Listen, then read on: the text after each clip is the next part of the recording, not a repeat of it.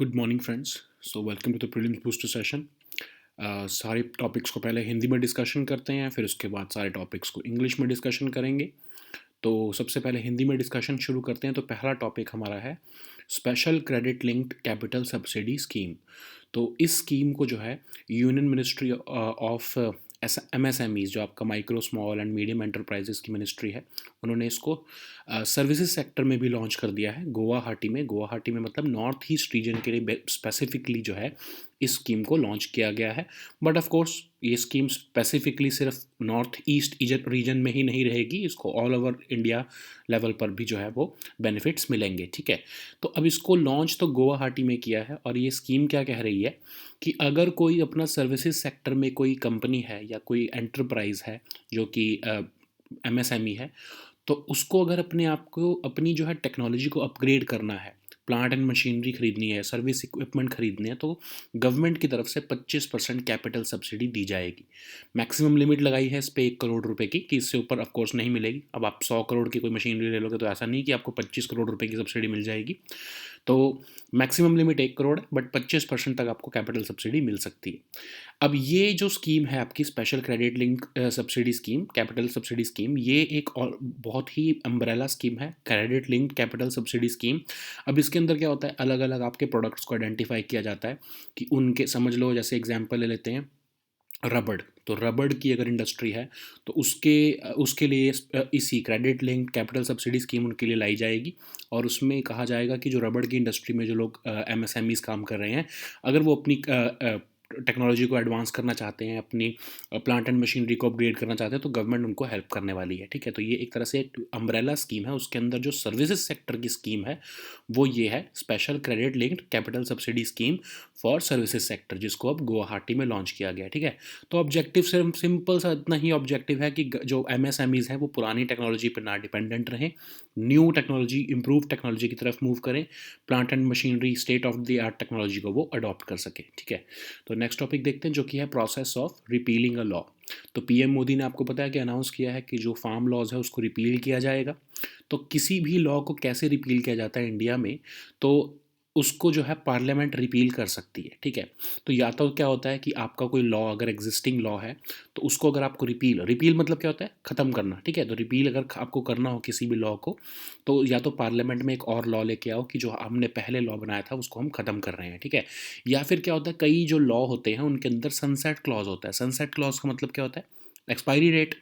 कि जैसे ये लॉ हम लेके आए हैं, जैसे टाडा था जो आपका terrorist and disruptive prevention act, तो उसमें लिखा था कि अगर ये लॉ जो है इसको एक्सटेंड ना किया गया तो ये लॉ ऑटोमेटिकली, ऑफकोर्स 1987 में पास किया गया था वो लॉ, तो अगर ये लॉ को एक्सटेंड ना किया गया तो ये लॉ ऑटोमेटिकली 1995 में लैप्स हो जाएगा। ठीक है, तो इसको नहीं एक्सटेंड किया गया और 1995 में टाडा जो है वो लैप्स हो गया। तो या तो सनसेट क्लॉज हो उसी लॉ के अंदर, जैसे फार्म लॉज जो लाए थे, अगर या तो इसके अंदर ही जो है सनसेट क्लॉज डाला जाता कि ये लॉ समझ लो 2030 में एक्सपायर हो जाएंगे अगर इसको एक्सपेंड नहीं किया गया, एक्सटेंड नहीं किया गया रादर। ठीक है, तो अब सनसेट क्लॉज तो नहीं है इन फार्म लॉज में, तो अब क्या होगा, पार्लियामेंट का जो है आपको में जो है गवर्नमेंट को अप्रूवल लेना पड़ेगा, एक नवा लॉ लेके आना पड़ेगा कि ये लॉ जो हम लेके आए हैं ये इसलिए लेके आए हैं कि जो पिछले फार्म लॉज हैं उनको हम रिपील करना चाहते हैं। तो अब रिपील कैसे किया जाता है, गवर्नमेंट कैसे रिपील करती है, तो आर्टिकल 245 जो है कॉन्स्टिट्यूशन का, वो हमारे पार्लियामेंट को भी और स्टेट लेजिस्लेचर्स को भी लॉ बनाने की पावर देता है। यही आर्टिकल जो है कॉन्स्टिट्यूशन का, ये लॉ को रिपील करने की भी पावर देता है। अब लॉजिक क्या है इसके पीछे, क्योंकि हम अभी ऊपर क्या देख रहे हैं कि एक लॉ को जो है अगर उसको रिपील करना है, उसको ख़त्म करना है, तो उसके लिए भी दूसरा लॉ लाना पड़ता है। तो जब आर्टिकल 245 हमको लॉ बनाने की पावर दे रहा है, तो हमको वो ये भी लॉ बनाने की पावर दे रहा है ना, कि आप उस एक ऐसा लॉ लाओ जिससे आप किसी पुराने लॉ को ख़त्म कर सको। तो सिंपल है, इसमें कुछ ऐसा याद रखने की ज़रूरत ही नहीं है, आपको कॉमन सेंस से ही पता लग जाएगा। अगर आपको ना भी पता हो ये बात कि 245 आर्टिकल जो है उससे हम लॉ को रिपील भी कर सकते हैं, तो आपको सिर्फ इतना पता होगा क्योंकि लॉ, किसी भी लॉ को रिपील करने के लिए एक लॉ बनाना पड़ता है, तो हम लॉ सिर्फ आर्टिकल 245 के अंदर बनाते हैं। तो बेसिकली हम आर्टिकल 245 जो है उसी के अंदर हम लॉ को लेके भी आते हैं और लॉ को ख़त्म भी करते हैं। ठीक है, तो अब लॉ को ख़त्म करने के लिए जो है या तो आप एक लॉ ही लेके आओ पार्लियामेंट में, लेकिन अगर पार्लियामेंट सेशन में नहीं है तो आप ऑर्डिनेंस लेके आ सकते हो, ठीक है। तो हमने डिस्कशन किया है इसके बारे में भी कि ऑर्डिनेंस क्या होता है। तो नेक्स्ट टॉपिक देखते हैं जो कि है शेल ऑयल। तो केन ऑयल एंड गैस कंपनी जो है उसने ये डिसाइड किया है कि वो वेस्टर्न राजस्थान के लोअर बारमेल हिल फॉर्मेशन में शेल ऑयल को एक्सप्लोर करेंगे यूएस बेस्ड पार्टनर के साथ। अब शेल ऑयल और आपका जो नॉर्मल क्रूड ऑयल है उसमें क्या फ़र्क होता है? तो शेल ऑयल जो है इसको हम टाइट ऑयल भी कहते हैं। टाइट ऑयल इसलिए कहते हैं क्योंकि बहुत ही कम निकलता है ये, और बहुत ही डीपर जाना पड़ता है इसको निकालने के लिए। और अगर आप इसको क्रूड क्रूड ऑयल जो है उसके साथ कंपेयर करोगे तो क्रूड ऑयल बहुत ज़्यादा निकलता है और बहुत ही ऊपर ऊपर के एरियाज़ में ही निकल जाता है, उसके लिए बहुत डीप जाना नहीं पड़ता है। तो एक तो ये सबसे बड़ा हो गया कि इसको निकालना बहुत मुश्किल है। दूसरा दूसरा ये है कि जो आपके शेल रॉक्स हैं उसके अंदर फ्रैक्चर्स करना, तोड़ना पड़ता है उन रॉक्स को, उसके बीच में जो आपकी शेल गैस भी आपको पता होगा, ठीक है, शेल ऑयल और शेल गैस दोनों। तो शेल ऑयल जो है उसके लिए फ्रैक्चरिंग, हाइड्रोलिक फ्रैक्चरिंग करनी पड़ती है, बहुत मुश्किल प्रोसेस है। ऑयल जो है आपको शेल ऑयल निकालने के लिए उन शेल रॉक्स की पूरी जो है वो तोड़ तोड़ के पूरे इतने स्ट्रॉन्ग रॉक्स को तोड़ के आपको उसके बीच में से वो ऑयल निकालना पड़ता है या गैस निकालनी पड़ती है। तो बहुत ही महंगा, बहुत ही कमर्शियली एक्सपेंसिव ये प्रोसेस होता है, ठीक है। तो अब इंडिया में क्या इसका, ऑफ कोर्स देखो, रशिया और यूएस इसमें लीडर हैं। वहाँ पे जो शेल ऑयल किया है, जो शेल रॉक्स हैं, वहाँ पर ऑयल और गैस जो है वो बहुत अच्छी क्वांटिटी में अवेलेबल है। ऑफ कोर्स हाइड्रोलिक फ्रैकिंग बहुत ही महंगा है, वो कमर्शियली भी अनवाइबल लगता है, लेकिन रशिया और यूएस में इतनी क्वांटिटी में है ये शेल ऑयल। अब रादर आपको पता होगा कि यूएस जो है वो सबसे ज़्यादा बड़ा प्रोड्यूसर है, सबसे बड़ा जो है वो शेल ऑयल का प्रोड्यूसर है, शेल गैस का भी। तो अब वहाँ पे टेक्नोलॉजी एडवांस है, उनकी जो है शेल की जो उनके रिसोर्सेज हैं वो भी बहुत एडवांस हैं, तो उनके लिए वो वाइबल है कि वो उसको कमर्शियली जो है वो यूज़ कर सके। लेकिन इंडिया में ओएनजीसी ने 2013 में देखा कि 25 ऐसी पोटेंशियल लोकेशंस हैं जहाँ पर हमारे को शेल ऑयल मिल सकता है। लेकिन उन्होंने देखा कि सबसे ज़्यादा फोकस जो है वो सबसे ज़्यादा जो है हम कहाँ पर कर सकते हैं, कैम्बे बेसिन जो गुजरात में है और कृष्णा गोदावरी बेसिन आंध्र प्रदेश में। लेकिन फिर भी ओएनजीसी की असेसमेंट ये कहती है कि कमर्शियली वाइबल नहीं है। अगर आप इनकी जो है वो जो है एक्सप्लोर करते हो या फिर आप इनको जो है वो इनकी जो हाइड्रोलिक फ्रैकिंग करोगे तो वो कमर्शियली वाइबल नहीं है, क्योंकि जितनी नॉर्थ अमेरिका के रीजन में हम आपको शेल मिल जाएगी उतनी उतनी अच्छे कैरेक्टर की भी नहीं है और उतनी क्वांटिटी की भी इंडिया में शेल नहीं मिलेगी, ठीक है। तो ये ओएनजीसी की असेसमेंट बोलती है। अब ये सच है नहीं है क्या कोई हम नहीं बता सकते अभी तक, जब तक कोई और रिपोर्ट ना आए तो, ठीक है। सो नेक्स्ट टॉपिक देखते हैं जो कि है पेसा एक्ट 1996। तो union tribal ministers, tribal affairs minister और union rural development affairs minister जो है उन्होंने इकट्ठे जो है वो एक 1 डे कॉन्फ्रेंस पेसा के ऊपर जो है, पेसा एक्ट के ऊपर जो है डिस्कशन के लिए इनाग्रेट किया है। तो पेसा एक्ट जो है वो क्या है, जो आपके पंचायती राज का एक्ट होता है ना, उसको scheduled areas 5th schedule area में क्या कौन से एरियाज है, शेड्यूल्ड ट्राइब के एरियाज जो हैं, फॉरेस्टेड लैंड्स हैं जो ट्राइब्स के, वहाँ पर पंचायती राज जो एक्ट हमारा आपका 73rd 74th अमेंडमेंट जो आपका जो लोकल गवर्नमेंट के जो एक्ट्स हैं उनको शेड्यूल एरिया में इम्प्लीमेंट करने के लिए हमने पेसा एक्ट बनाया है, ठीक है। तो जो आपका 73rd और 74th अमेंडमेंट है लोकल गवर्नमेंट्स का, जो आपका म्यूनिसिपैलिटीज़ या पंचायती राज सिस्टम है वो आपका ऑल ओवर द इंडिया लगता है, लेकिन उसमें एक्सेप्शन क्या होती है, ऑफ कोर्स जैसे पहले जम्मू कश्मीर की एक्सेप्शन थी वैसे ही एक एक्सेप्शन ये है कि वो शेड्यूल्ड एरियाज़ में वो एक्ट जो है वो लागू नहीं होता है, ठीक है, क्योंकि हमने शेड्यूल्ड एरियाज़ के लिए स्पेशल ये पेसा एक्ट 1996 में बनाया है। तो शेड्यूल्ड एरियाज़ कौन से हैं, जो हमारे आर्टिकल 244 ऑफ द कॉन्स्टिट्यूशन में दिए हुए हैं, 5th शेड्यूल एरियाज़, ठीक है। तो जिनको ये भी नहीं पता है कि 5th शेड्यूल एरियाज़ क्या होते हैं तो उनको बता दूँ कि पूरे इंडिया में ऑफ कोर्स नॉर्थ ईस्ट की 4 स्टेट्स हैं जो है आपके मेघालय, मणिपुर, त्रिपुरा, आई थिंक असम भी है उसके अंदर ही। तो इन 4 स्टेट्स की जो है शेड्यूल एरियाज़ को हमने 6th शेड्यूल में कवर किया, बाकी जो स्टेट्स के जितने भी शेड्यूल्ड एरियाज़ हैं उनको हमने 5th शेड्यूल के अंदर डाला हुआ है। तो यहाँ पर जो है आपका पेसा एक्ट लगता है।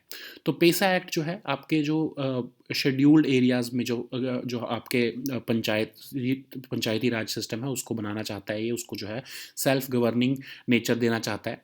तो इसलिए हम लेके आए हैं, हमने सेपरेट एक्ट इसलिए बनाया है, हमने इसलिए जो उनको नॉर्मल 73rd और 74th कॉन्स्टिट्यूशन अमेंडमेंट में नहीं डाला, क्योंकि इनकी स्पेशल नीड्स हैं। ये अपने एरियाज़ को, अपने शेड्यूल्ड एरियाज़ की प्रोटेक्शन करना चाहते हैं, इनके इंडिजिनस लोगों के राइट्स, इनके ट्राइबल राइट्स को भी सिक्योर करना बहुत इंपॉर्टेंट है। इसके लिए हम पेसा एक्ट लेके आए है, जिसके अंदर वाटर, फॉरेस्ट, लैंड, जल, जंगल, ज़मीन जो है, ट्राइबल के जो राइट्स हैं उनको हम प्रोटेक्ट करना चाहते हैं।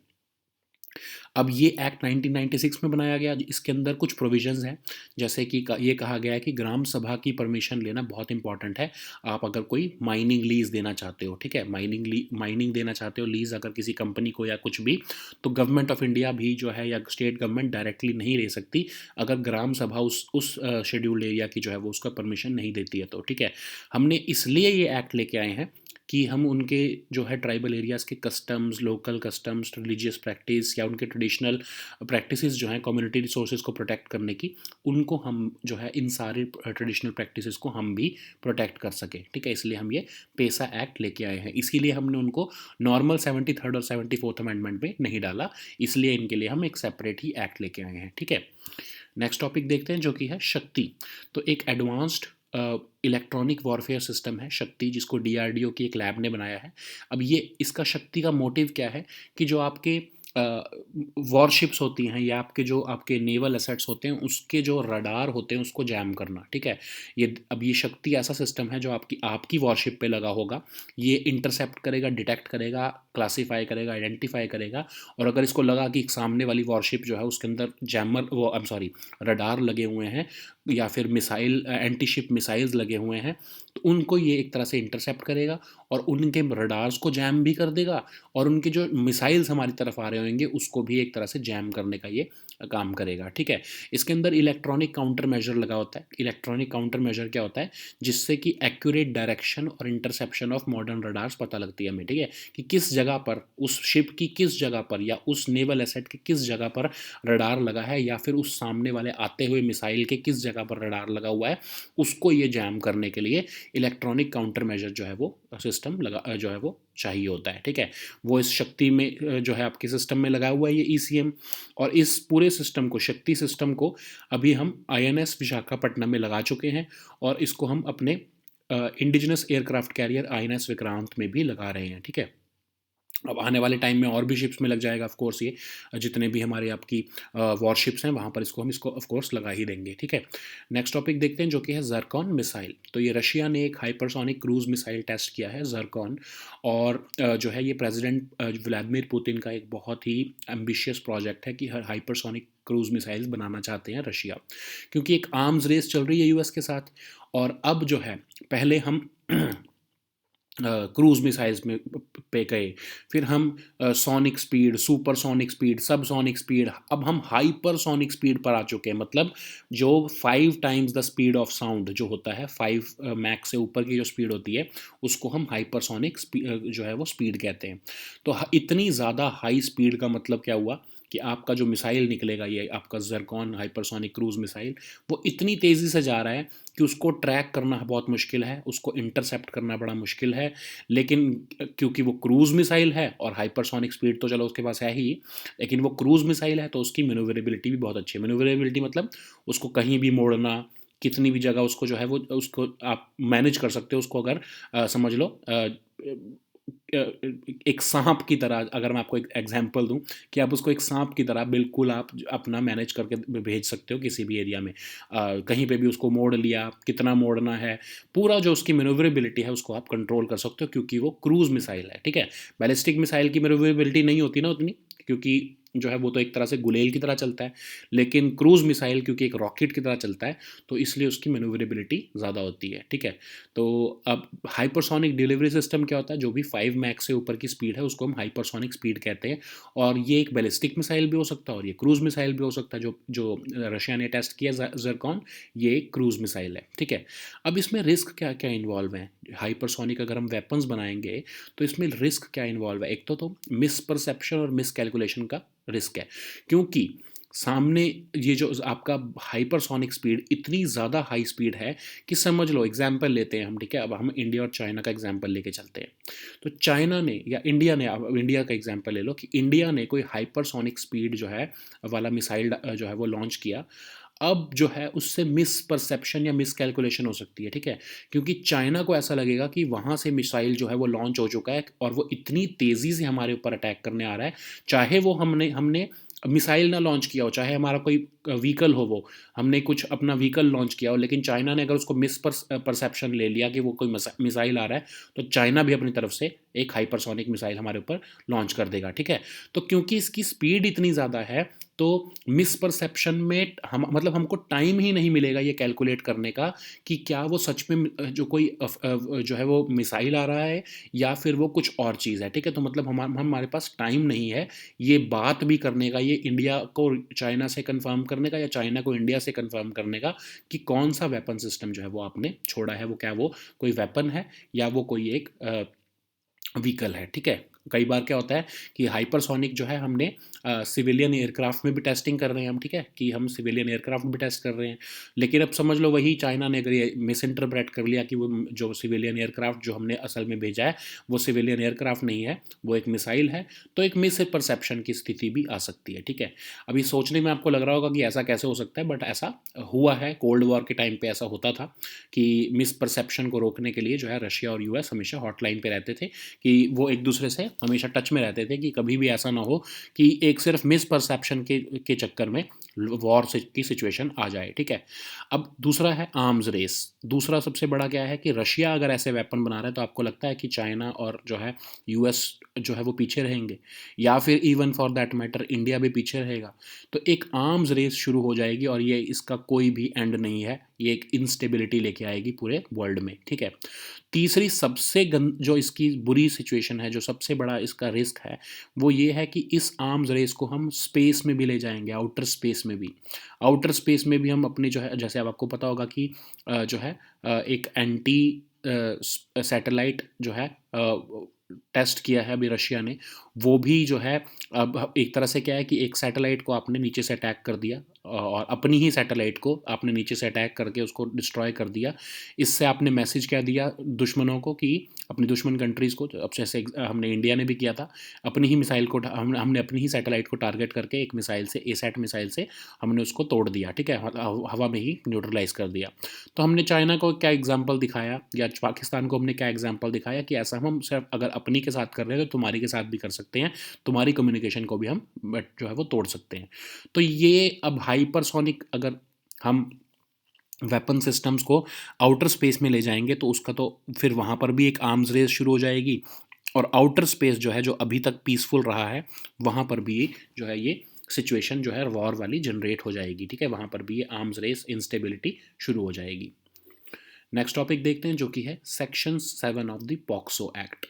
तो अभी बहुत ही एक इम्पॉर्टेंट केस है आपके लिए, एग्ज़ाम के लिए भी बहुत इंपॉर्टेंट है, और ख़ासकर जो मेंस में एग्ज़ाम दे रहे हैं इस बार उनके लिए बहुत इंपॉर्टेंट है, सोशल इशू है बहुत इंपॉर्टेंट। तो याद रखो कि बॉम्बे हाई कोर्ट ने एक डिसीजन दिया था जिसमें एक मैन ने एक बच्ची को रादर क्लोथ्स के ऊपर से ग्रोप कर लिया था, मतलब पकड़ लिया था, जकड़ लिया था।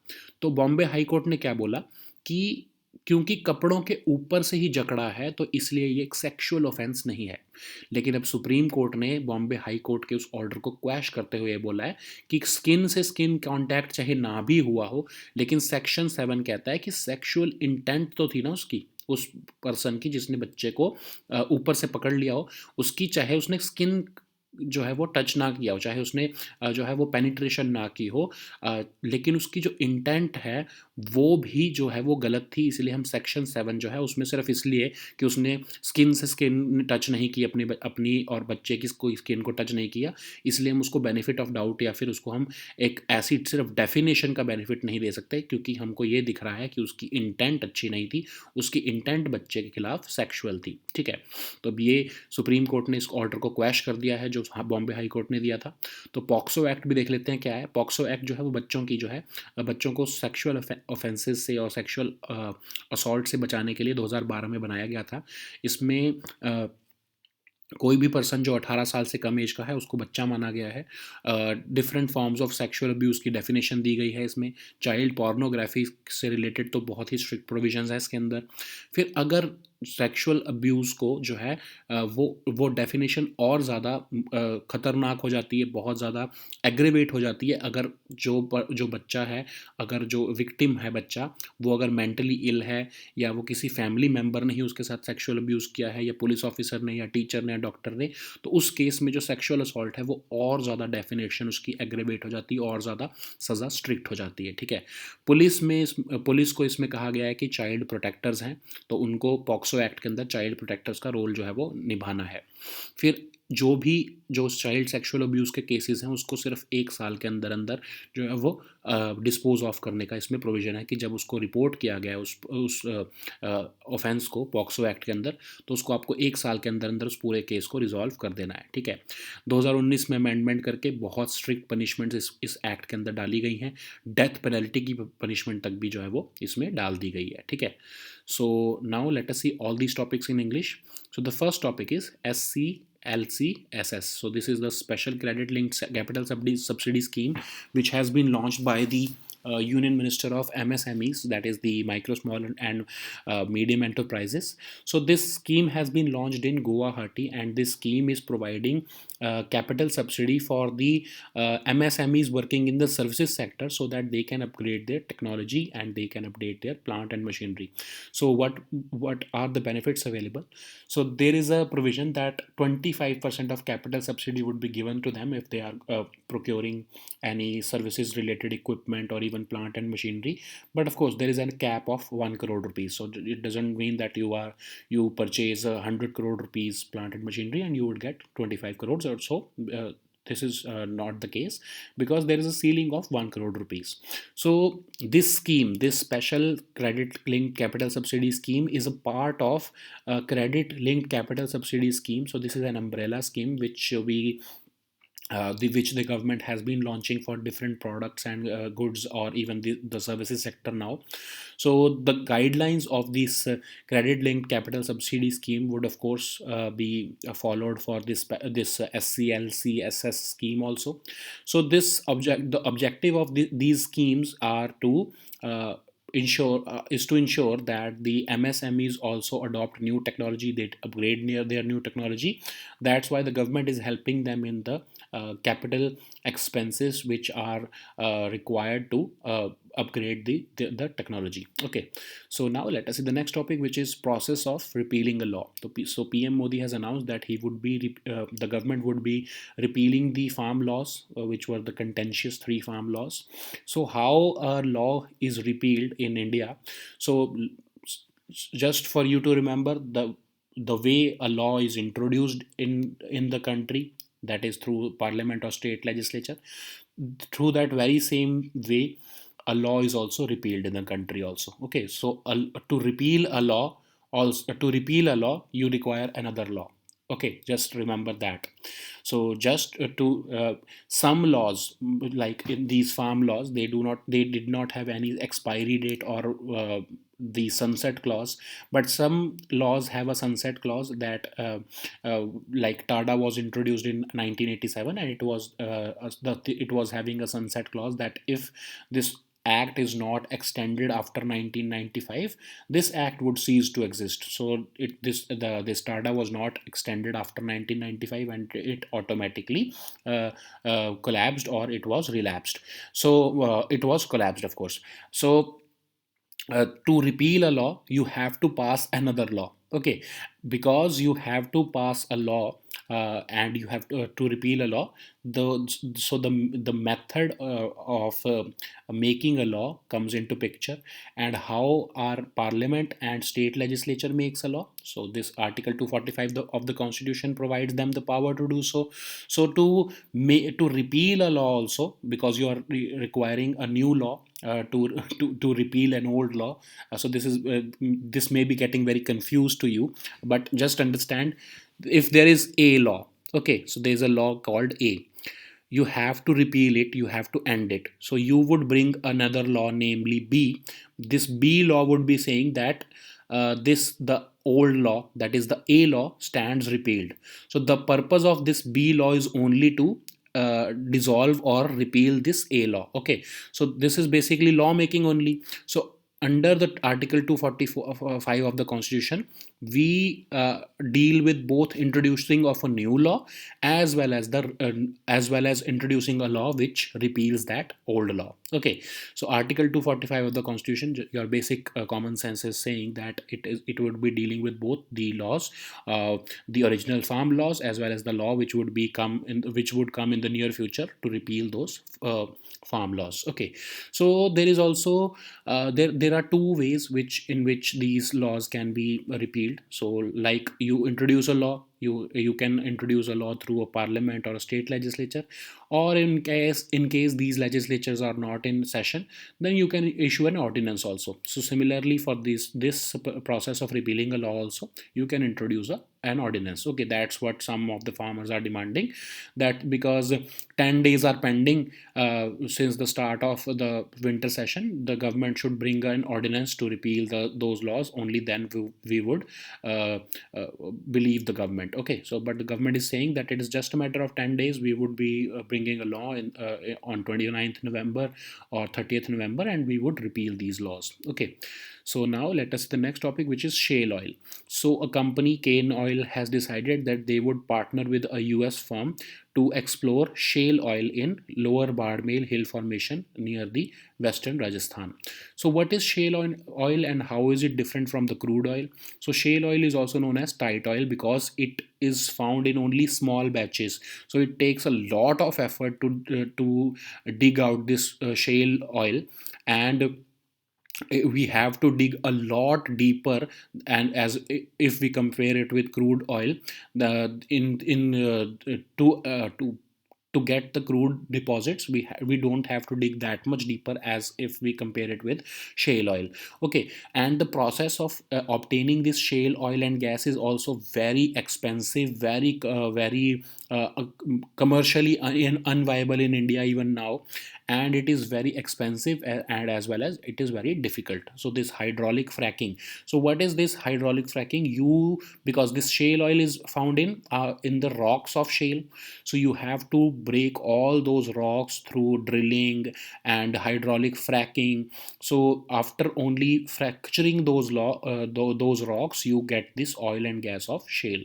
So it is generally commercially unviable because we do not have that much technology, or even if that technology is available in India, it is deemed to be commercially unviable. Okay, so Russia and US, they have this technology, and their shale oil or their shale deposits are big, and they have this shale oil potential. That's why it becomes commercially viable for them. But ONGC in its 2013 report has said that we may have 25 such blocks where we can explore shale oil, but most of the shale oil is confined in Cambay Basin of Gujarat as well as Krishna Godavari Basin. And even in these two areas, it is not commercially viable to get this shale oil because it would be very expensive for us to explore this oil. And if we compare it with the if we compare the Indian shale or shale rocks or shale oil with the North American ones, it becomes very commercially unviable because the quantity as well as the quality of North American shale is superior to that of India. Okay, so the next topic is PESA Act 1996. So recently, a one-day national conference was held at New Delhi regarding this PESA Act. It was organized by the Tribal Affairs as well as Rural Development Ministry jointly. So this first of all, you have to know what are scheduled areas. So these are the tribal areas which have been provided protection by the Constitution of India under Article 244 of the Constitution.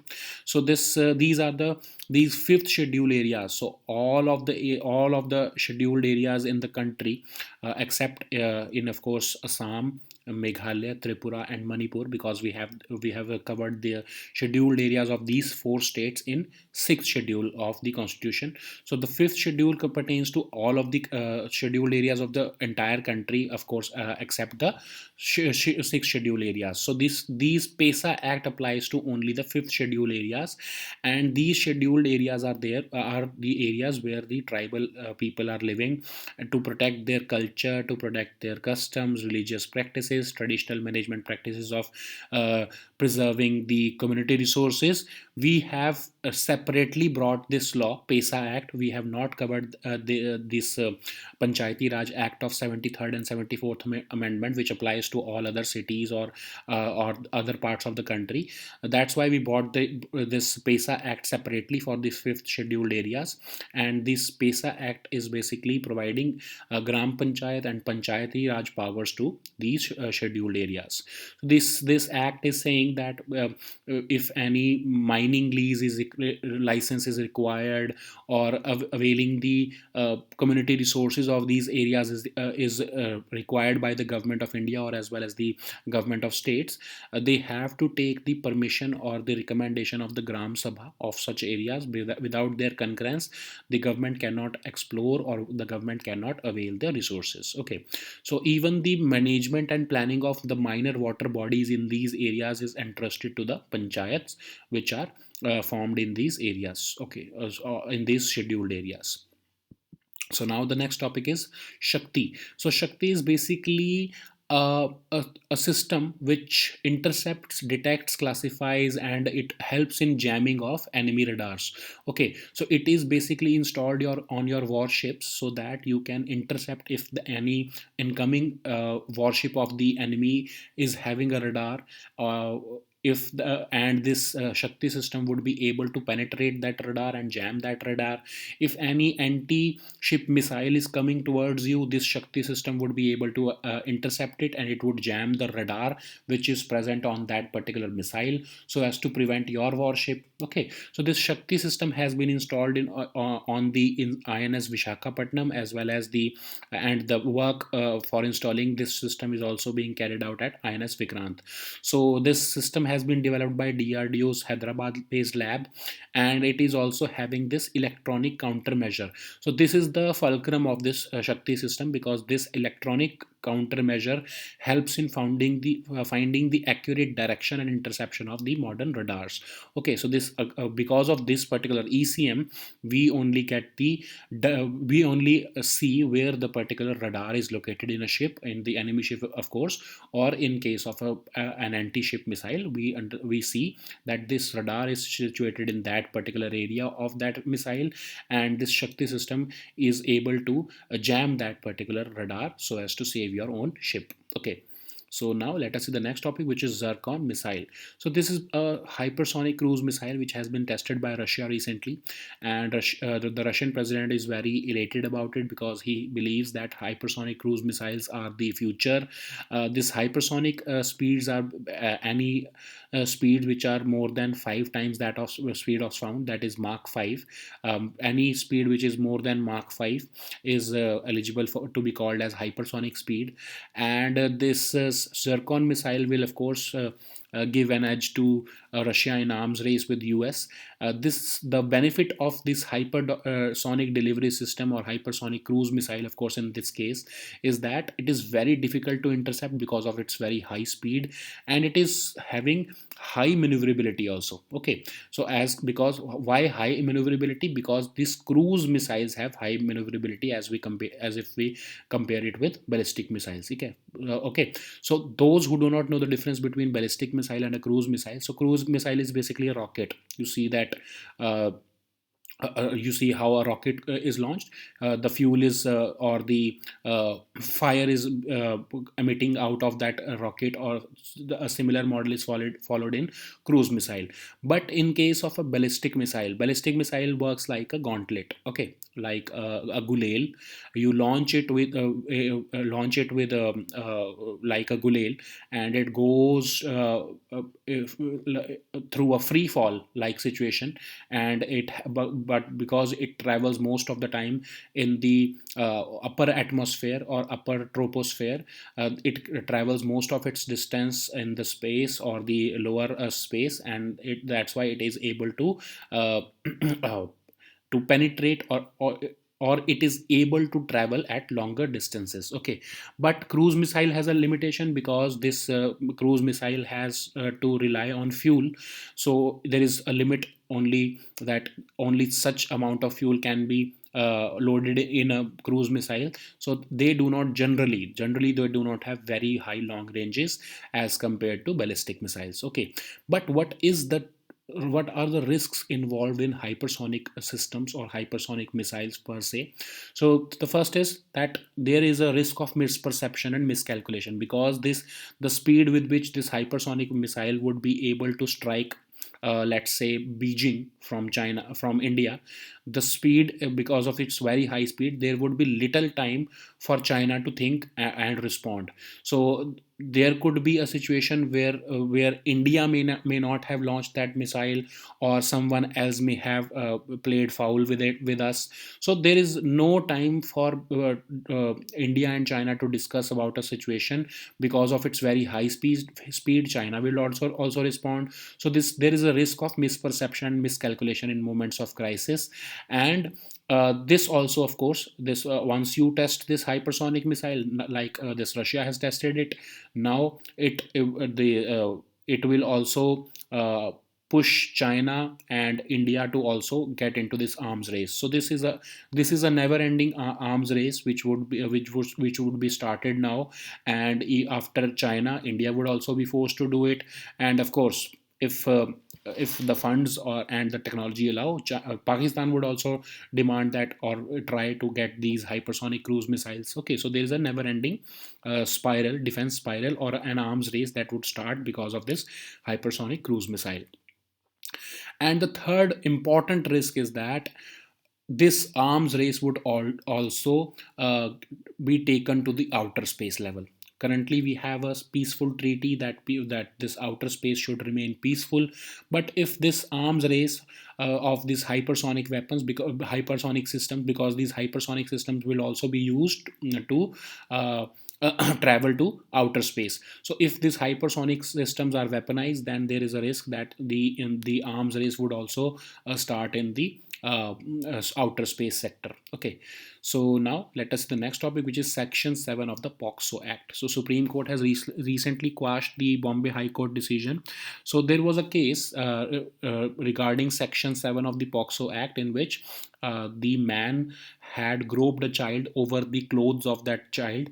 And that's why the Bombay High Court said that we cannot punish this man, because under Section 7, the person who has groped this child, he has not done any penetrative act, or he has not done any sexual act, because he has just groped a girl or a child from above the clothes only. Okay, so there is no skin to skin contact.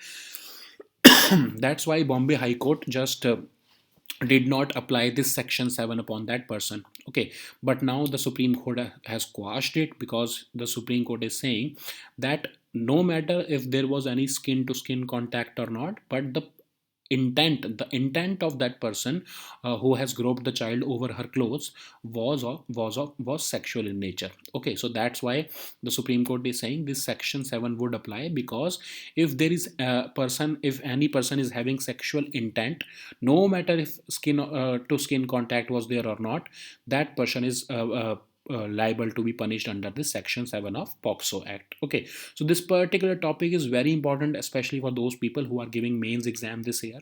So just do not avoid this particular topic. And the Supreme Court is saying that we cannot apply the narrow definition to this Section 7. We have to see the intent of the offender, and even if there is no skin to skin contact, the Section 7 would apply. Okay, so this POXO Act is basically an act which was enacted in 2012 to protect our children from sexual assault and sexual harassment. So it says that any person who is below the age of 18 years of age is a child. And it also defines several forms of sexual abuse.